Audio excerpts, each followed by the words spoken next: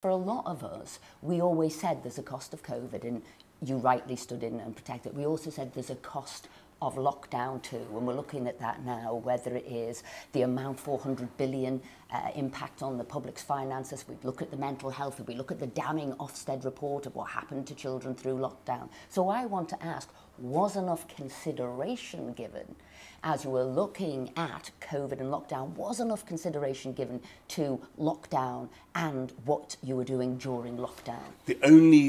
What I would say is, if you look at us now, Esther, and you look at what we did, you know what Rishi did with that very prompt, very far-reaching furlough program, all the bounce back loans, all the things that we did. What it did was it protected British jobs, protected British industry, protected British business, so that it put us in a state where we were able to bounce out of it in the way that we have. And that's why we've got the economy growing in the way that we've been able to do, fastest in the G7 for 21, the youth unemployment, I think at a record low, people on payroll. Massive job vacancies, though, over 1 million. Well, exactly. Yeah.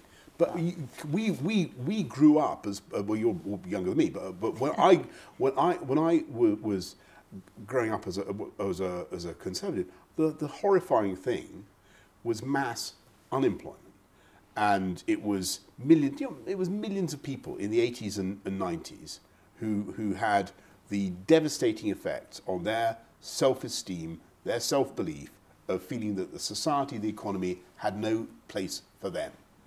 And that was a terrible thing. What we've got now is a shortage of labour.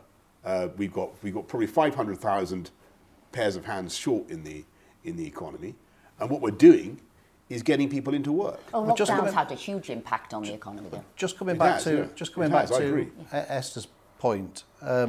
Jacob Rees-Mogg said recently that he thought some of the restrictions that were introduced were inhuman. Would you agree with that? That he referred to the people separating a mother and son at a funeral. Do you consider some of them to be inhuman? I do, and I think that some of the, well, I mean, I understand why people feel that, and I think that people felt particularly the loss of the ability to see their loved ones in care homes or to meet properly for funerals, or I mean, it was just appalling. To say nothing of the loss of religious services that matter so much to people's spirit.